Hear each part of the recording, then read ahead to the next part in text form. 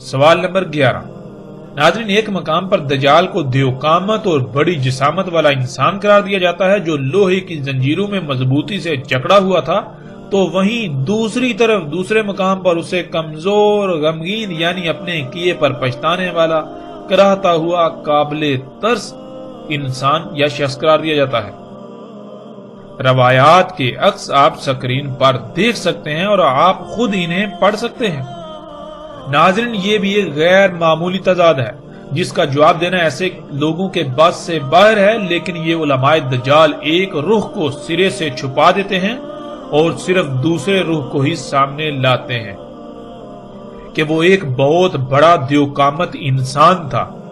اس بات کی بھی حقیقت کیا ہے آگے اس کا کھل کی وضاحت ہو جائے گی، لیکن یہ لوگ ایسا اس لیے کرتے ہیں کیونکہ ان کو علم ہے کہ اگر اس کے کمزور ہونے اور کراہنے والی بات کو سامنے لایا جائے گا تو پھر اس طبقے نے، ان لوگوں نے اس سے ایسی باتیں منسوب کی ہوئی ہیں کہ وہ بڑے بڑے کام کرے گا جو اللہ کے کرنے والے ہیں۔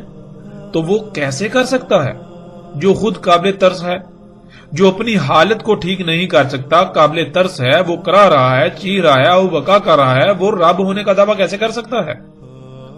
یوں اس سوال کا جواب یہ لوگ قیامت تک نہ دے سکتے تو سب سے بہتر انہیں یہی لگا کہ اس بات کو ہی چھپا دو، اس رخ کو چھپا دو، کیونکہ انہیں علم ہے کہ عام عوام ان کی محتاج ہے۔ وہ نہ ہی خود غور و فکر کرے گی اور نہ ہی ان لوگوں کا، اس طبقے کا یہ پول ان پر کھلے گا۔ اس لیے جتنا جی چاہے دھوکہ دو، عوام کو جتنا جی چاہے دھوکہ دو، کوئی پوچھنے والا نہیں، بلکہ الٹا لوگ تعریفیں ہی کریں گے کہ کتنے بڑے بڑے علماء ہیں جو دین کی خدمت کر رہے ہیں۔ لیکن حقیقت کیا ہے ناظرین؟ حقیقت آپ کے سامنے ہے، اور جیسے سے آگے بڑھیں گے آپ کے رونگٹے کھڑے ہو جائیں گے، جن حقائق کا آگے چل کر آپ کو سامنا کرنا پڑے گا، جو حقائق کھل کر سامنے آئیں گے۔ اس طبقے کی حقیقت کیا ہے؟ سوال نمبر 12۔ قرآن میں اللہ سبحانہ وتعالیٰ نے صراحت کے ساتھ واضح کر دیا کہ اللہ سبحانہ وتعالیٰ نے الرحمن ہونے کے ناطے ہر انسان کے لیے ایک 1000 سال کی مدت کا تعین کر دیا، یعنی کوئی بھی انسان زیادہ سے زیادہ 1000 سال زندہ رہ سکتا ہے۔ اور ناظرین، اس کی وضاحت آگے چل کر قرآن کی آیات کی روشنی میں عیسیٰ ابن مریم علیہ السلام والے موضوع میں آئے گی۔ فی الحال ہم آگے بڑھیں گے، وہ یہ کہ جب کوئی بھی انسان 1000 سال سے زیادہ عمر نہیں پا سکتا، یعنی اپنی پیدائش سے اپنی وفات تک 1000 سال سے زیادہ مدت نہیں پا سکتا، تو سوال یہ پیدا ہوتا ہے کہ اگر دجال انسان ہے تو پھر اس کی عمر 1000 سال سے زیادہ کیسے ہو گئی؟ ایک طرف اللہ کہتا ہے کہ وہ اپنی سنت کے خلاف نہیں کرتا، اپنے قانون کے خلاف نہیں کرتا، اللہ الرحمن ہے، تو یہ کیسے ممکن ہے کہ اللہ اپنے ہی قانون اور سنت کے خلاف کرے اور اپنے الرحمن ہونے کی ہی نفی کر دے؟ پھر ناظرین، سوالات تو یہ پیدا ہوتے ہیں کہ اگر وہ وہاں ایک جزیرے میں قید تھا تو اسے قید کس نے، کب اور کیوں کیا؟ اگر یہ سب ایسا ہی تھا تو کیا اصحاب رسول کے اذہان میں یہ غیر معمولی سوالات پیدا نہ ہوئے؟ کیا انہوں نے اللہ کے نبی محمد صلی اللہ علیہ وآلہ وسلم سے ایسے سوالات نہ کیے کہ یا رسول اللہ صلی اللہ علیہ وآلہ وسلم، اس کو قید کب کیا گیا، کس نے قید کیا اور کیوں قید کیا، اسے قتل ہی کیوں نہ کر دیا گیا؟ کیونکہ جس نے قید کیا اسے اس کی حقیقت کا علم تھا تو قید کیا نا۔ اور پھر جب کہ وہ وہاں قید تھا تو اصحاب رسول ابن سیاد کے دجال ہونے کی قسمیں کیوں کھاتے تھے؟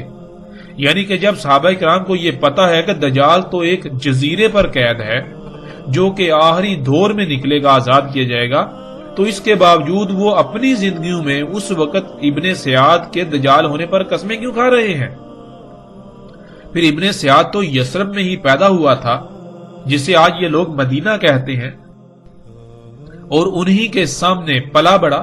کیا انہیں یہ سب علم نہیں تھا کہ دجال تو ایک جزیرے میں پہلے سے قید ہے اور دجال تو مدینہ اور مکہ میں داخل نہیں ہو سکتا، لیکن ابن سیاد مدینہ میں پیدا ہوا، اس کی موت ہوئی اور مکہ میں بھی آتا جاتا ہے؟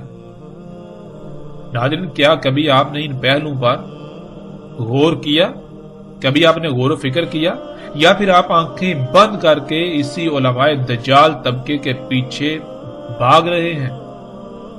یہ جدھر جدھر آپ کو لے جا رہے ہیں آپ ان کے پیچھے ادھر ادھر چلے جا رہے ہیں اپنی آنکھیں بند کر کے. کیا کبھی آپ نے غور کیا اس کا انجام کیا ہوگا؟ آپ کس کا نقصان کر رہے ہیں؟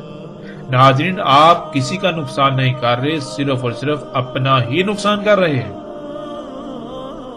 جب وقت آئے گا تب سوائے پچھتاوے کے کچھ نہیں رہے گا. آج وقت ہے، خدارا اپنی آنکھیں کھولیے، ورنہ بعد میں ہلاکت کے سوا کچھ سامنے نہیں آئے گا. آگے بڑھتے ہیں ناظرین، سوال نمبر 13.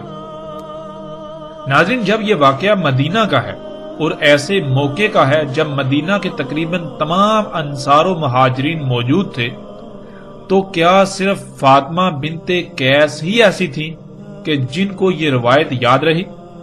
حالانکہ یہ تو ایک ایسا واقعہ تھا جو نہایت عجیب و غریب تھا، اور اس کو کبار اصحاب رسول کو ضرور بیان کرنا چاہیے تھا، لیکن ہمیں ایسا کچھ نہیں ملتا. صرف ایک ہی عورت سے یہ واقعہ منسوب ہمیں ملتا ہے. آخر اس کی وجہ کیا ہے؟ سوال نمبر 14.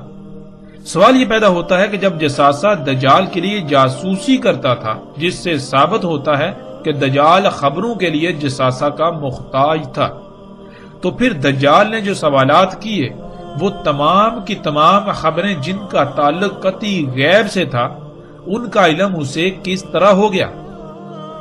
جیسا کہ ایسے نظریات سے تو بالکل واضح ہو جاتا ہے کہ ایسے تمام کے تمام لوگوں کے نزدیک جو دجال کو ایک معین شخصیت اور وہاں جزیرے پر قید سمجھتے ہیں، ان کے نزدیک ایک شخص جو کہ دجال ہے وہ بھی علم غیب رکھتا ہے، علم غیب رکھتا تھا. تو دوسری طرف انہی لوگوں کا عقیدہ یہ ہے کہ غیب کا علم اللہ کے سوا کسی کو نہیں. تو پھر دجال جب کہ ایک انسان ہے تو اسے غیب کا علم کہاں سے ہو گیا؟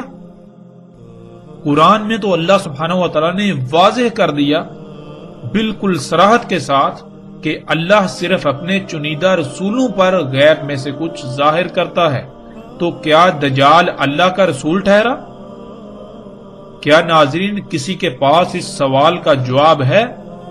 خواہ کچھ بھی ہو جائے، کوئی بھی ایسا شخص جو دجال کے ایک انسان ہونے کا دعوے دار ہے، اس عقیدے نظریے پر ڈٹا ہوا ہے، قائم ہے، وہ اس سوال کا جواب نہیں دے سکتا.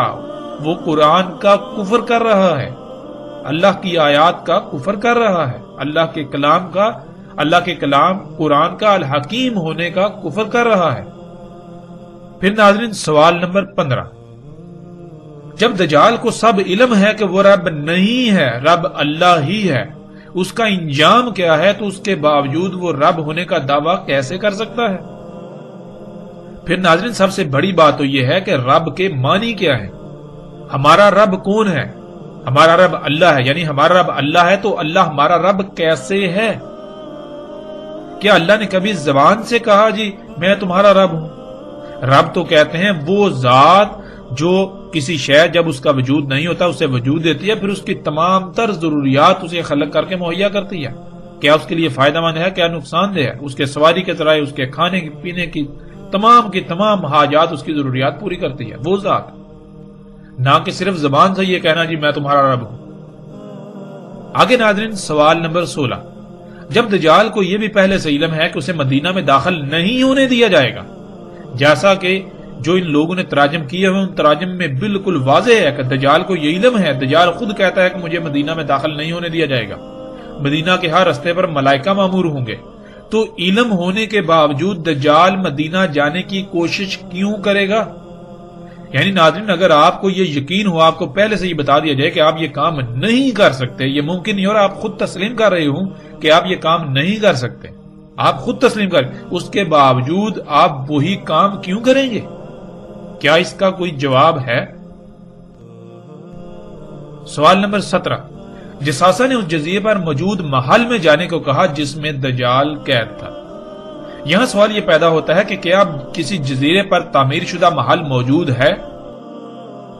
اور پھر یہ بھی نہیں کہا جا سکتا کہ اللہ نے اس محل کو دنیا کے انسانوں سے چھپا کر رکھا ہے، کیونکہ اصل بات تو یہ سامنے آتی ہے کہ اس جزیرے تک کسی کی رسائی نہیں، اور اگر کسی کی رسائی ہو جائے تو وہ نہ صرف اس محل کو دیکھ سکتا ہے بلکہ اس میں داخل بھی ہو سکتا ہے.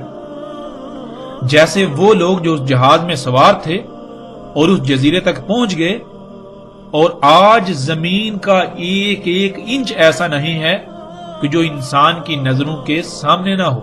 اوپر سیٹلائٹ گھوم رہی ہے جو پل پل پوری زمین کے انگ انگ کی تصاویر بنا رہی ہے، اور اسی سیٹلائٹ کے بنائے ہوئے نقشے کو نہ صرف آج لوگ دیکھتے ہیں، استعمال کرتے ہیں، بلکہ وہ دنیا کا واحد مصدقہ ترین نقشہ ہے جسے گوگل ارتھ کا نام دیا جاتا ہے۔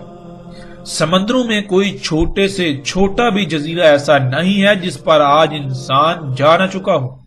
اس کے باوجود نہ ہی کوئی ایسا محل کہیں ملتا ہے، اور نہ ہی کوئی ایسا شخص، اور نہ ہی کوئی ایسا جانور جسے جساسا کا نام دیا گیا۔ تو ناظرین، آخر ایسا کیوں؟ آخر وہ جزیرہ آج کہاں گیا؟ وہ محل کہاں گیا؟ اور اس میں قید دجال کہاں گیا؟ آج جب کوئی ایسا محل کہیں موجود ہی نہیں، اور اگر تھا تو پھر بغیر کسی شک و شبے کے ظاہر ہے محل تباہ ہو چکا، اور دجال نہ جانے کب کا آزاد ہو چکا۔ اور پھر حقیقت اگر یہی ہے تو پھر وہ دجال کہاں گیا؟ وہ دجال تو پھر آ کر بھی جا چکا، تو پھر کس دجال کا آج بھی انتظار کیا جا رہا ہے؟ اس روایت کی بنیاد پر دجال کو انسان ثابت کرنے اور انسان ہونے کا عقیدہ رکھنے والوں کی بھی حقیقت کھل کر آشکار ہو جاتی ہے کہ وہ محض نہ صرف خود کو دھوکے میں مبتلا کیے ہوئے ہیں، بلکہ اکثریت کو بھی اسی دھوکے میں مبتلا کر کے ان کی دنیا اور آخرت تباہ کر رہے ہیں۔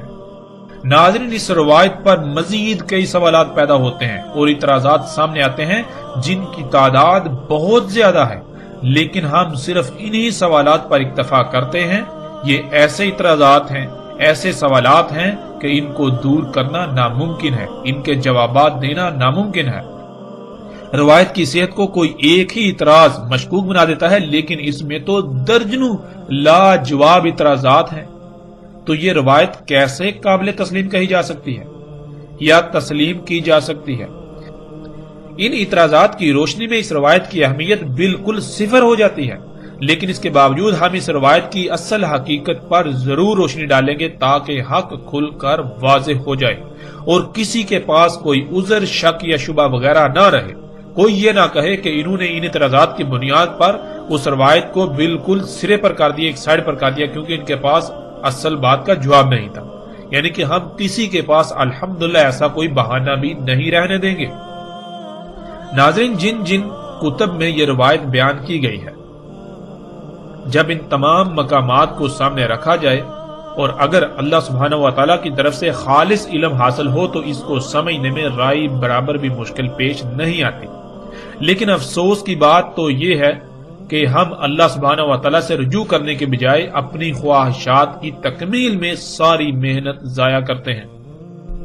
لوگ حق کی تلاش کی بجائے جو ان کے اپنے نظریات ہوتے ہیں، جو ان کے اپنے عقائد ہوتے ہیں، انہیں علم ہوتا ہے کہ یہ باطل نظریات و عقائد ہیں، اس کے باوجود وہ اپنے باطل نظریات کو ہی حق ثابت کرنے اور دوسروں پر زبردستی مسلط کرنے کی کوشش میں لگے رہتے ہیں۔ ان تمام تر سوالات کے برعکس ناظرین، اب ہم آتے ہیں اس روایت میں جو واقعہ بیان ہوا اس کی حقیقت کی طرف۔ ناظرین، حقیقت یہ ہے کہ ایسا واقعہ ضرور پیش آیا، البتہ وہ کس کے ساتھ پیش آیا یہ ایک الگ بحث ہے، لیکن جب غور کیا جائے تو یہ واقعہ تمیم داری رضی اللہ تعالیٰ عنہ کے ساتھ ہی پیش آیا، نہ کہ ان کے علاوہ کسی اور کے ساتھ۔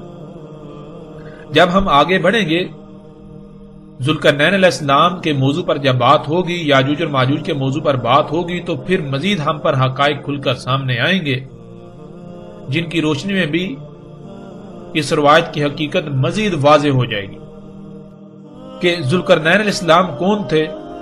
آگے آئندہ ایک ساتھ میں اس پر تفصیل سے بات ہوگی کہ ذوالقرنین سلیمان علیہ السلام تھے جنہوں نے ایک نہیں بلکہ 3 رکاوٹیں بنائی تھیں، 3 جو سد ہیں وہ تعمیر کی تھی۔ سب سے پہلے انہوں نے مغرب میں، جسے برمودا ٹرائی اینگل کے نام سے جانا جاتا ہے، وہاں ایک نحاس کی سد بنائی تھی، رکاوٹ بنائی تھی۔ نحاس کہتے ہیں جیسے یہ زمین کی مقناطیسی کشش ہے اس کو۔ پھر دوسری مشرق میں، جسے شیطانی اسلحہ یا ڈریگن ٹرائی اینگل کے نام سے جانا چاہتا ہے، جو کہ جاپان کے سمندر میں واقع ہے، وہاں ذوالقرنین سلیمان علیہ السلام نے ایک سد بنائی نحاس سے، وہ مادی نہیں یعنی غیر مادی تھی۔ تیسری، ان دو رکاوٹوں کے درمیان اس مقام پر جہاں دو چٹانوں کے درمیان ایک درا تھا اس کو بند کیا۔ ناظرین، اس پر تفصیل کے ساتھ آگے چل کر بات ہوگی ذوالقرنین علیہ السلام اور یاجوج اور ماجوج کے موضوع پر آئندہ ایک ساتھ میں۔ مغرب اور مشرق والی صدعین یعنی دو رکاوٹیں مادی نہیں تھی بلکہ وہ غیر مادی تھیں جن کو نحاس کہا گیا۔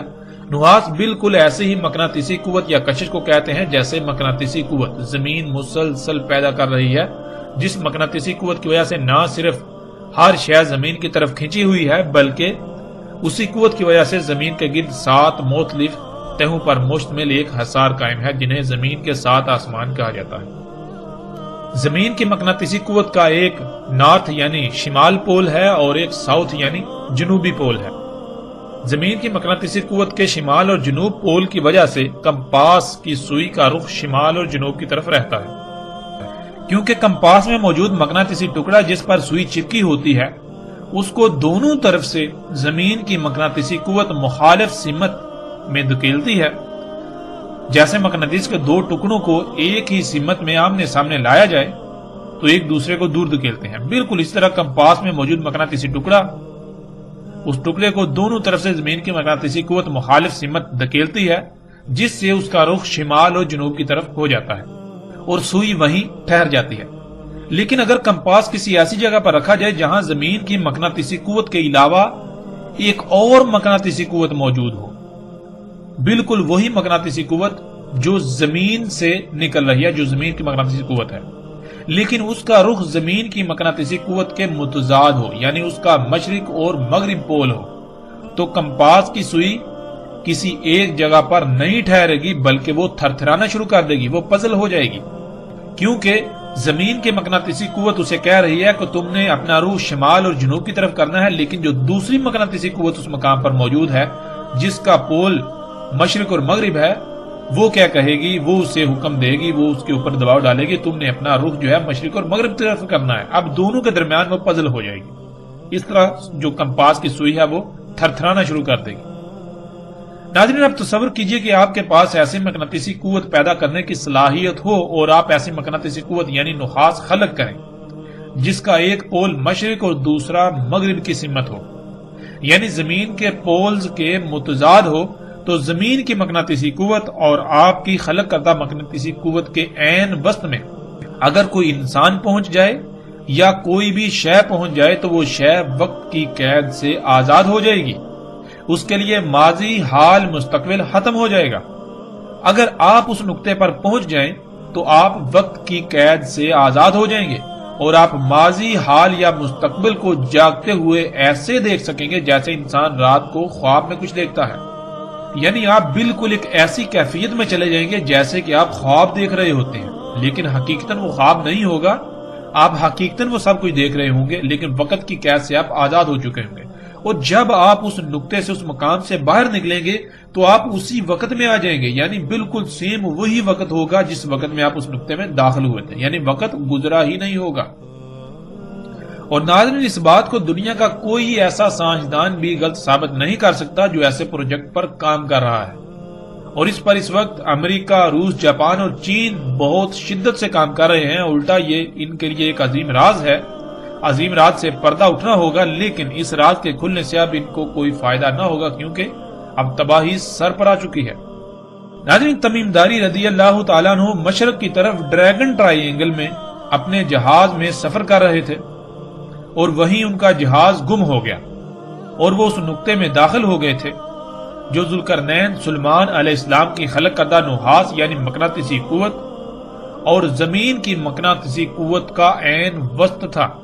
جب اس نقطے میں داخل ہوئے تو وہ وقت کی قید سے آزاد ہو گئے اور انہوں نے مستقبل کو اپنی آنکھوں سے جاگتے ہوئے بالکل ایسے دیکھا جیسے کہ آپ خواب دیکھتے ہیں۔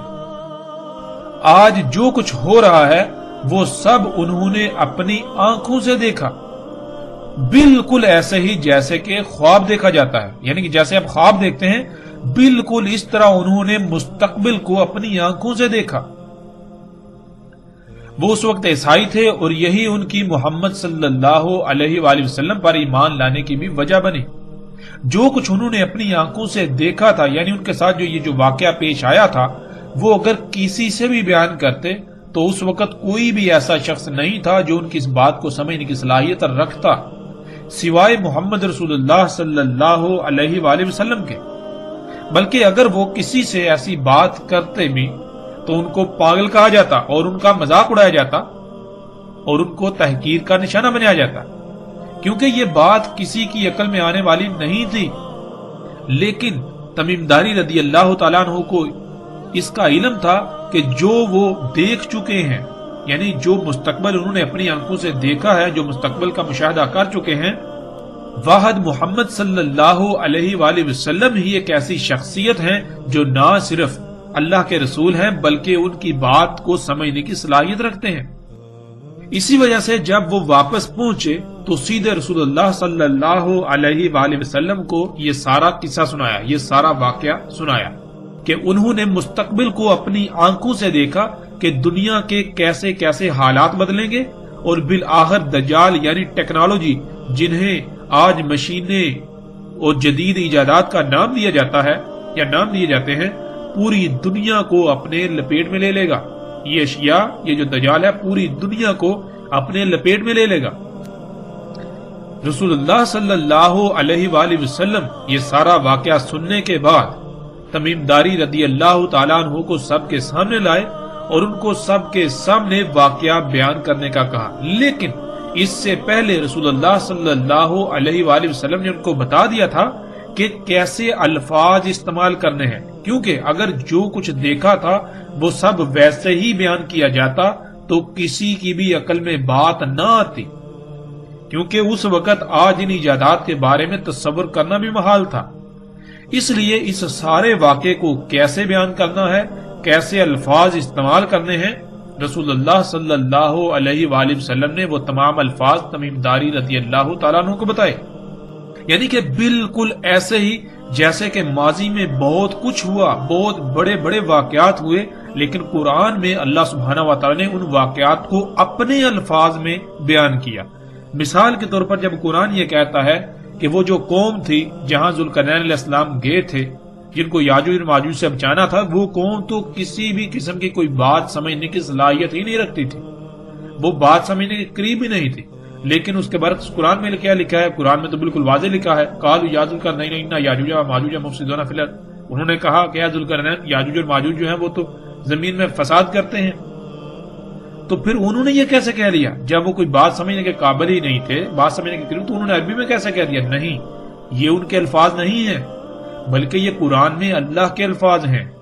وہ واقعہ اس وقت جو پیش آیا، اللہ سبحانہ و تعالیٰ نے قرآن جو کہ اللہ کا کلام ہے اپنے الفاظ میں اسے بیان کیا۔ تو بالکل ناظرین اسی طرح وہ جو واقعہ تمیم داری رضی اللہ تعالیٰ عنہ کے ساتھ پیش آیا، رسول اللہ صلی اللہ علیہ وآلہ وسلم نے تمیم داری رضی اللہ تعالیٰ عنہ کی یہ رہنمائی کی کہ لوگوں کو یہ واقعہ کن الفاظ میں بتانا ہے، تاکہ انہیں نہ تو کسی قسم کی کوئی پریشانی کا سامنا کرنا پڑے اور نہ ہی ان کے لیے یہ گمراہی کا باعث بنے، بلکہ الٹا یہ جب آئندہ جب دجال آئے گا تو اس وقت کے لوگوں کے لیے یہ بات فائدہ مند ہو۔ اور ناظرین روایت میں استعمال ہونے والے الفاظ یہ سب حقیقت کھول کھول کر بیان کرتے ہیں، جن کا آگے صراحت کے ساتھ ذکر آئے گا۔ جیسے کہ انہوں نے کہا ہم الدین میں داخل ہوئے۔ ناظرین الدیر کے لفظ الدیر کے دو معنی ہیں۔ اس کا ایک معنی ہے ایسا نقطہ یا مقام جو کسی شے کو تسلسل کے ساتھ اچانک انتہائی تیز رفتار سے باہر نکال دے، مثلا جیسے بندوق سے فائر کیا جاتا ہے تو گولی کے خول سے اچانک اس کا سکہ انتہائی تیز رفتاری سے باہر نکل جاتا ہے اور مسلسل آگے سفر کرتا ہے۔ اور ناظرین لفظ الدیر کے دوسرے معنی ہیں ہر طرف سے بند ایک سرنگ کے، یعنی کہ ہر طرف سے بند جیسے کوئی غار ہوتا ہے، لمبا غار، لمبائی پر مشتمل، جیسے کوئی سرنگ ہوتی ہے جو ہر طرف سے بند ہو۔ اب ناظرین یہاں ہم پہلے معنی کو لیں گے اور اس کے بعد آگے جا کر دوسرے معنی کو بھی لیں گے۔ الدیر یہی وہ مقام تھا جہاں جہاز گم ہونے کے بعد وہ پہنچے اور اس مقام نے انہیں اچانک باہر نکال دیا، یعنی وہ وقت کی قید سے آزاد ہو گئے، وقت کی قید سے نکل گئے۔ جیسے آپ جب رات کو سوتے ہیں، ناظرین جب غور کریں، جب آپ رات کو سوتے ہیں تو آپ ایک خواب دیکھتے ہیں، خواب کے اندر آپ سالوں کی زندگی گزارتے ہیں، یعنی کہ آپ دیکھیں کہ آپ خواب میں بادشاہ بن گئے، کسی ملک کے سربراہ بن گئے، یا آپ جہاز اڑا رہے ہیں، یا آپ کوئی بھی کام کر رہے ہیں، تو خواب میں آپ ایک لمبی زندگی جی رہے ہوتے ہیں۔ خواب میں آپ دیکھتے ہیں کہ خواب میں آپ کئی سال کا وقت گزارتے ہیں، لیکن جب آپ کی آنکھ کھلتی ہے تو حقیقت کیا نکلتی ہے کہ صرف چند لمحے ہی ابھی گزرے ہوئے ہوتے ہیں، یعنی کہ چند لمحوں میں آپ نے سالوں پر محیط وقت کو ایسے دیکھا جیسا کہ آپ کے ساتھ وہ پیش آ رہا تھا، آپ اس میں موجود تھے۔ ناظرین بالکل اسی طرح الدیر کہتے ہیں ایسے مقام کو، جب آپ ایسے مقام پر پہنچیں تو آپ یہ جو دنیاوی شعور ہے اس سے نکل کر دوسرے شعور میں چلے جائیں، جیسے خواب میں ہوتا ہے۔ آپ چارپائی پہ ہوتے ہیں، سوتے ہیں، تو جب خواب میں بالکل اسی طرح ہو، وہ مقام جو آپ کو ایسی حالت میں دھکیل دے، ایسی حالت میں لے جائے۔ تو ناظرین تمیم داری رضی اللہ تعالیٰ عنہ جب جہاز کے گم ہونے کے بعد اس مقام پر پہنچے تو وہ وقت کی قید سے آزاد ہو گئے، یعنی کہ جیسے آپ خواب دیکھتے ہیں بالکل اسی طرح انہوں نے مستقبل کو اپنی آنکھوں سے دیکھا، بالکل ایسے دیکھا جیسے کہ اسی وقت میں وہ موجود ہے، یعنی جیسے آپ خواب دیکھتے ہیں بالکل عین اسی طرح انہوں نے مستقبل میں آنے والے تمام حالات و واقعات کو دیکھا، انہوں نے مستقبل کی 14-15 صدیوں کا مشاہدہ کیا جیسے آپ خواب دیکھتے ہیں۔ انہوں نے اس وقت سے لے کر دجال تک کا وقت اپنی آنکھوں سے دیکھا کہ دنیا میں کیا کیا تبدیلیاں رونما ہوں گی، کہ کون کون سی وجوہات دجال کے نکلنے کا باعث بنے گی۔ دجال جو کہ ہر لحاظ سے واضح ہو چکا کہ یہ ٹیکنالوجی ہے، یہ موجودہ ایجادات ہیں، یہ دجال ہے جنہیں انسان اپنے لیے مسیحا یعنی فائدہ مند سمجھتا ہے، آسائشیں سہولتیں سمجھتا ہے، لیکن در حقیقت یہ تمام ایجادات مسیحا نہیں ہے، بلکہ انہی کی وجہ سے دنیا آج ہر طرح کے عذابوں، زلزلوں، سیلابوں، طوفانوں، بیماریوں، تباہیوں، مصیبتوں اور طرح طرح کی آزمائشوں کا شکار ہے، اور اسی کی وجہ سے ساتھ آئے گی، یعنی وہ عظیم زلزلہ آئے گا کہ جس میں تمام کے تمام انسان مارے جائیں گے اور زمین جہنم بن جائے گی۔ رسول اللہ صلی اللہ علیہ وآلہ وسلم کے الفاظ میں انہوں نے اس سارے واقعے کو یوں بیان کیا جسے ہم ایک مثال سے سمجھ لیتے ہیں۔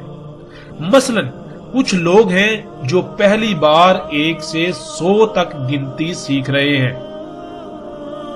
ناظرین تصور کریں باقی سب ابھی 60 پر ہیں، یعنی 60 تک گنتی سیکھ پائے، لیکن آپ ان میں سب سے پہلے 100 تک گنتی سیکھ لیتے ہیں، یعنی کہ آپ نے 100 تک سیکھ لی، باقی لوگ ابھی 60 تک پہنچے لیکن آپ 100 تک پہنچ گئے۔ اب آپ اس کو یوں بیان کرتے ہیں کہ میں نے اپنی تعلیم کا سفر کیا، میں نے اپنی تعلیم کا سفر شروع کیا اور کافی آگے گیا تو میری کسی سے ملاقات ہوئی، میں نے اس سے پوچھا کہ تم کون ہو؟ اس نے جواب دیا میں 100 ہوں، یعنی 100 کا ہندسہ ہوں، اور عن قریب میں تمہارے سامنے آ جاؤں گا۔ اب 100 کا ہندسہ یہ بتاتا ہے کہ وہ کب تک سامنے آئے گا، یعنی کیا کیا اس سے پہلے ہونا لازم ہے کہ وہ اس کے بعد سامنے آئے گا۔ 100 کا ہندسہ اب آپ سے پوچھتا ہے کیا تم نے سکول میں داخلہ لے لیا؟ اب آپ جواب دیتے ہیں ہاں۔ اب وہ پھر آپ سے سوال کرتا ہے کیا حقیقتاً ایسا ہو چکا، یعنی آپ داخلہ لے چکے؟ آپ آگے سے جواب دیتے ہیں ہاں ایسا ہو چکا، میں سکول میں داخلہ لے چکا۔ اس نے پھر پوچھا کیا 1 آ گیا؟ آپ نے کہا ہاں وہ تو آ چکا۔ اس نے پھر پوچھا کہ 10 آ گیا؟ آپ نے جواب دیا ہاں 10 بھی آ چکا۔ اس نے پھر سوال کیا کیا 60 آ گیا؟ آپ نے جواب دیا ہاں وہ بھی آ چکا۔ اس نے پھر پوچھا کیا 70 آ گیا؟ اب آپ نے جواب دیا کہ نہیں وہ ابھی تک نہیں آیا۔ تو اس نے کہا کہ اب عن قریب وہی آئے گا، یعنی کہ اب عن قریب 70 آئے گا، اس کے بعد 80 آئے گا، پھر اس کے بعد 90 آئے گا۔ جب 90 آ جائے گا تو میرا سامنے آنے کا وقت بالکل قریب آ جائے گا، اور جب 99 آ جائے تو اچانک میں بھی سامنے آ جاؤں گا، لیکن جب تک 99 نہیں آتا تب تک قانون میں مجھے سامنے آنے کی اجازت ہے ہی نہیں۔ ناظرین، اس مثال کو بار بار سنیے اور اس میں غور کیجئے۔ اگر آپ نے اس مثال کو سمجھ لیا تو تمیم داری رضی اللہ تعالیٰ عنہ والے واقعے کی ساری حقیقت آپ کے اوپر کھل جائے گی۔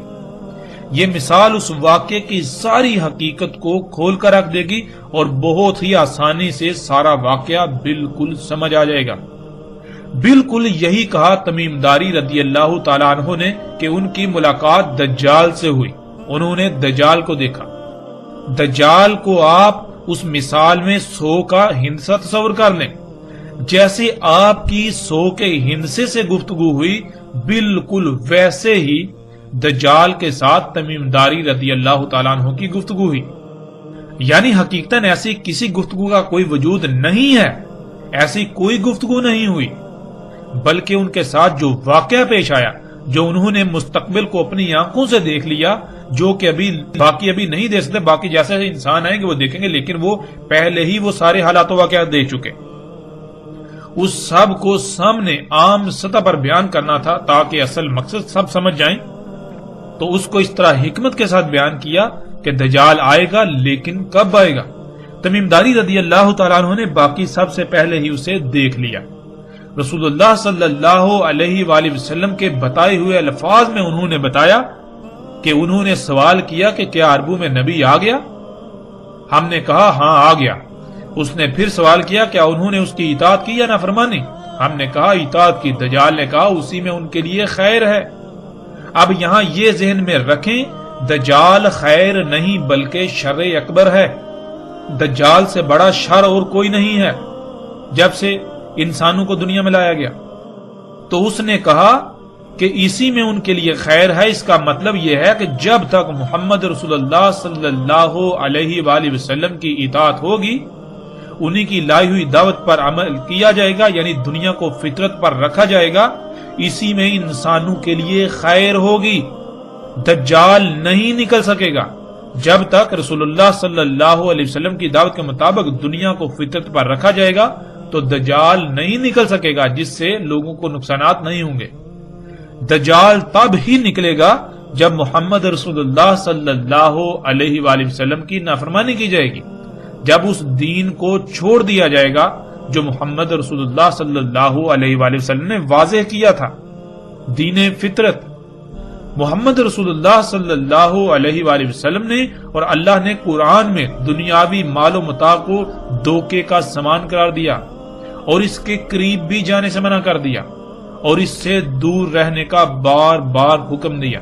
جب تک انسان ایسا کریں گے تب تک وہ اس دنیاوی مال و متاع کے دجل سے بچے رہیں گے، اور جب وہ اس کے پیچھے پڑیں گے تو ایسے دجال کا شکار ہوں گے کہ حق کو سمجھنا ناممکن کے قریب تر ہو جائے گا۔ دنیا میں آنے کا مقصد کیا ہے؟ سب کے نزدیک دنیاوی مال و متاع، جس کو اللہ نے قرآن میں دھوکہ کہا، اسی کا حصول بن جائے گا۔ رسول اللہ صلی اللہ علیہ وآلہ وسلم نے بتا دیا تھا کہ کب تک ان کی اطاعت کی جائے گی، جیسے کہ اطاعت کرنے کا حق ہے۔ اس کے لیے محمد رسول اللہ صلی اللہ علیہ وآلہ وسلم نے کہا تھا کہ خلافت علی منہاج نبوہ رہے گی 30 سال، پھر اس کے بعد جو کچھ ہوگا وہ بھی بیان کر دیا۔ اب آپ سے سوال یہ ہے کہ اگر آج تک پوری دنیا میں خلافت علی منہاج نبوت قائم رہتی تو کیا دنیا کی آج یہ حالت ہوتی؟ دجال نکل سکتا تھا؟ یعنی یہ موجودہ ٹیکنالوجی جو شر اکبر ہے، جو شرک اکبر ہے، انسان یہ کر پاتا؟ ہرگز نہیں کر پاتا۔ تو یہی انہوں نے کہا محمد رسول اللہ صلی اللہ علیہ وآلہ وسلم کی اطاعت میں ہی خیر ہے۔ جب ان کی نافرمانی کی جائے گی تو یہی وجہ بنے گی دجال کے نکلنے کی۔ پھر اسی طرح بتدریج جو سوال انہوں نے بیان کیے کہ دجال نے ان سے پوچھا کہ فلاں ہو گیا اور فلاں ہو گیا، تو اس کا مطلب یہ تھا کہ دجال کے آنے سے پہلے فلاں کچھ ہوگا، جب تک وہ نہیں ہوگا تب تک دجال نہیں نکل سکتا۔ یعنی جن وجوہات کی بنا پر ٹیکنالوجی، یہ جدید ایجادات جو کہ دجال ہیں، وجود میں آئیں گی، دجال وجود میں آئے گا، جب تک وہ عوام الوقوع پذیر نہیں ہوتے تب تک دجال نہیں آ سکتا۔ جیسے مثال کے طور پر 10 کا ہندسہ ہے تو 10 کا ہندسہ آنے کے لیے پہلے 1 آتا ہے، پھر 2 آتا ہے، 3 4 5 6 7 8 9، پھر جا کے 10 آتا ہے۔ جب تک 1 نہیں آئے گا 2 کیسے آ سکتا ہے، 2 نہیں آئے گا 3 کیسے آ سکتا ہے، 3 نہیں آئے گا 4 کیسے آ سکتا ہے۔ اس طرح جب تک کہ 10 کے پیچھے جو عوامل ہیں، جب وہ عوامل نہیں وقوع پذیر ہو جاتے، تب تک وہ 10 کیسے آ سکتا ہے۔ ناظرین، پیچھے جو ہم نے مثال بیان کی اس میں اور جس طرح تمیم داری رضی اللہ تعالیٰ عنہ نے یہ واقعہ بیان کیا، اس میں کوئی فرق نہیں، ایک رائی برابر بھی فرق نہیں ہے۔ اگر آپ نے اس مثال کو سمجھ لیا تو آپ نے اس واقعہ کی حقیقت کو سمجھ لیا۔ جیسے آپ نے باقی سب ابھی 60 پر ہیں تو 100 تک گنتی سیکھ لی اور ایک مثال کی شکل میں باقیوں کو بتایا، بالکل اسی طرح تمیم داری رضی اللہ تعالیٰ عنہ کو اللہ سبحانہ و تعالیٰ نے اس وقت مستقبل دکھا دیا، جیسے آپ خواب دیکھتے ہیں، یہ دجال دکھا دیا، تو انہوں نے پھر ان الفاظ میں اس واقعے کو بیان کیا۔ ناظرین، اس کی مزید تصدیق روایات میں آنے والے الفاظ خود بخود کرتے ہیں۔ ابھی ہم صرف اور صرف اللہ کے فضل سے نہ صرف ان الفاظ کو سامنے رکھیں گے، بلکہ ان الفاظ کو کیسے توڑ مروڑ کر امت کو دھوکہ دیا جاتا رہا، انسانیت کو دھوکہ دیا جاتا رہا، اور دھوکہ دینے والوں کا بھی پردہ چاک کریں گے۔ اس کے باوجود اگر کوئی حق کی بجائے گمراہی کا سودا کرتا ہے تو حق آ جانے کے بعد ہی کرے گا، اور اس کے پاس روز محشر کوئی عذر نہیں ہوگا، کیونکہ اس پر حجت پوری ہو چکی۔ ناظرین، اس وقت سکرین پر آپ کو ابو داؤد کی روایت نظر آ چکی ہے۔ اس میں یہ ہے کہ پس جب رسول اللہ صلی اللہ علیہ وآلہ وسلم صلاۃ مکمل کر چکے بیٹھے رہے منبر پر اور ہنس رہے تھے، کہا سب انسانوں کے لیے لازم ہے کہ اپنی اپنی جگہ پر بیٹھے رہیں۔ پھر کہا کیا تم لوگ جانتے ہو تمہیں کیوں جمع کیا؟ انہوں نے جواب دیا اللہ اور اس کے رسول کو علم ہے۔ رسول اللہ صلی اللہ علیہ وآلہ وسلم نے کہا میں نے تمہیں رہب یا رغبت دلانے کے لیے جمع نہیں کیا، اور لیکن تمہیں اس لیے جمع کیا کہ تمیم داری ایک نصرانی شخص تھے، پس وہ میرے پاس آئے، پس میری بیعت کی اور خود کو میرے حوالے کر دیا، یعنی سرنڈر کر دیا، اور مجھے بیان کیا ایک حادثہ، یعنی ایک واقعہ جو اس کے ساتھ پیش آیا، اس نے وہ میرے ساتھ بیان کیا جو بالکل ویسا ہی ہے جیسا میں تم سے بیان کر چکا ہوں دجال کے بارے میں۔ یعنی یہاں یہ بات بالکل واضح ہو جاتی ہے کہ رسول اللہ صلی اللہ علیہ وسلم یہ کہہ رہے ہیں کہ تمیم داری رضی اللہ تعالیٰ کے ساتھ جو حادثہ پیش آیا، یعنی جو واقعہ پیش آیا، وہ بالکل ویسا ہی ہے جیسا میں تم سے بیان کر چکا ہوں دجال کے بارے میں۔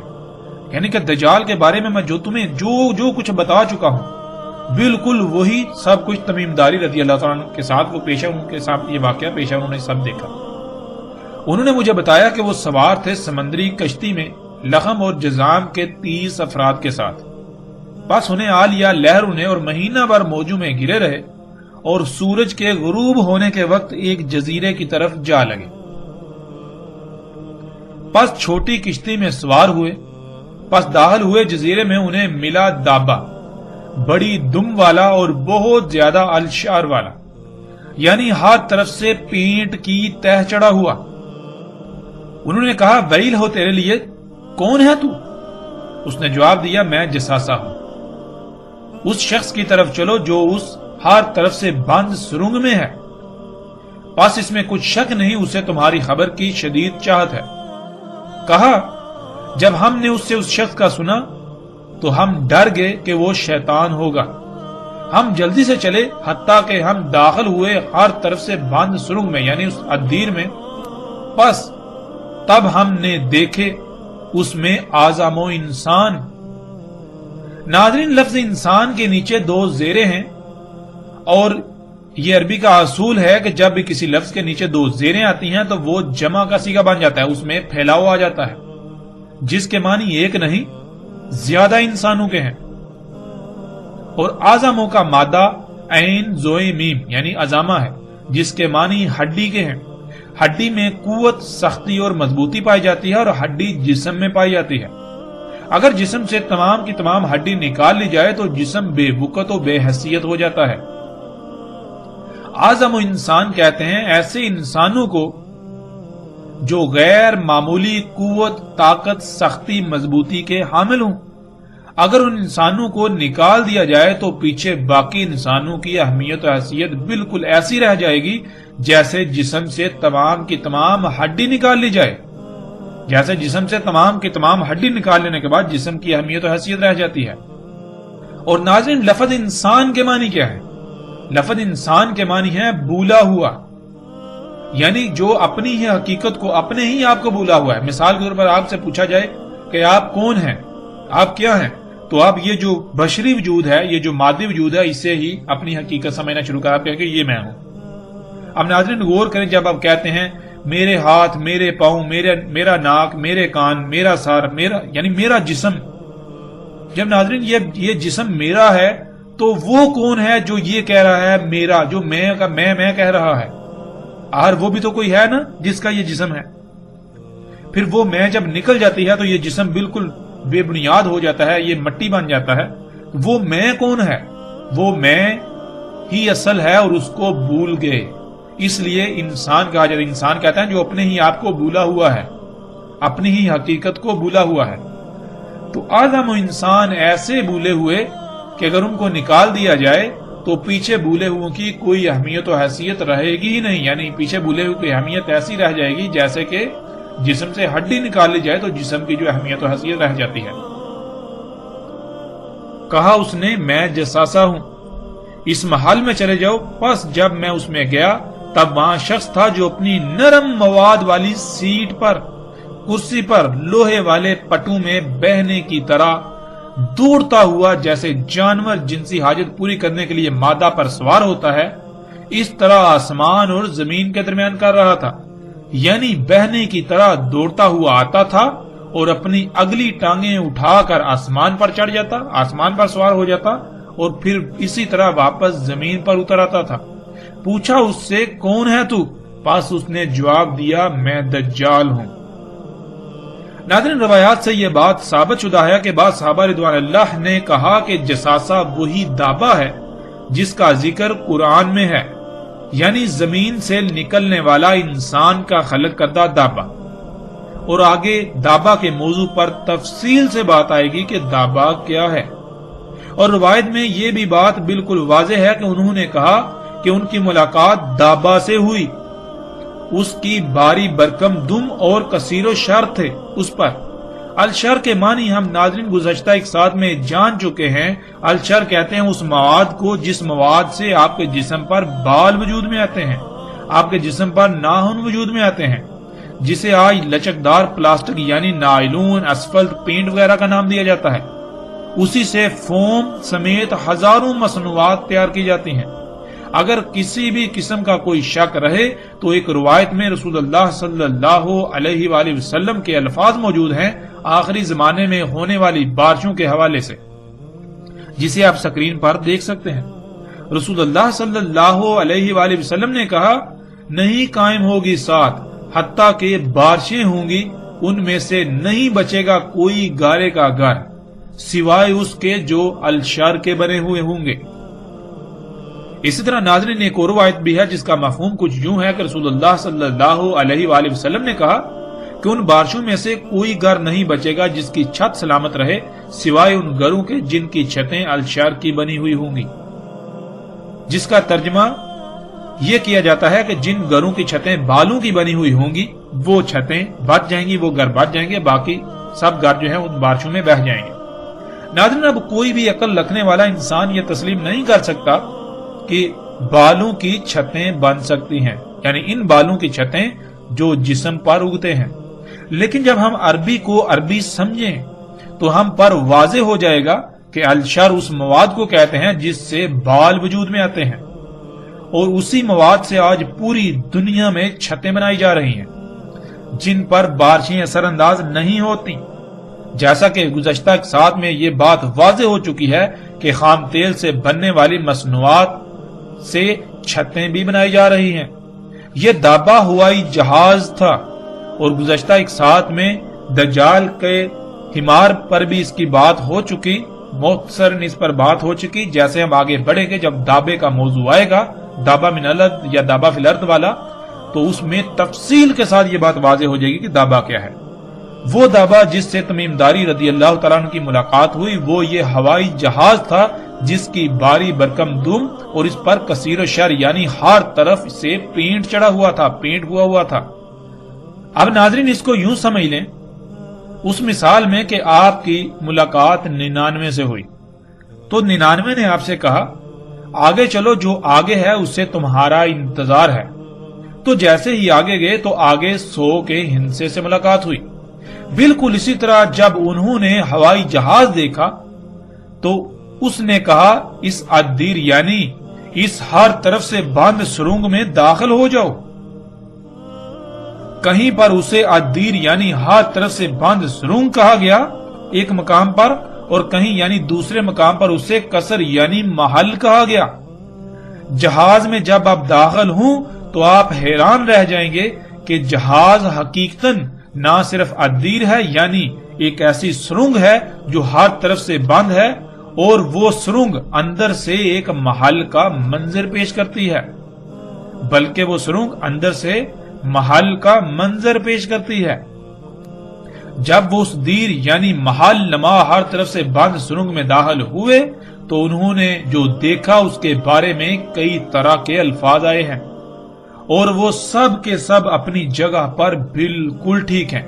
اب سب سے پہلے ہم یہ دیکھتے ہیں کہ آج تک ان الفاظ کو کیسے بیان کیا گیا جو اندر موجود انسان کے بارے میں استعمال کیے گئے۔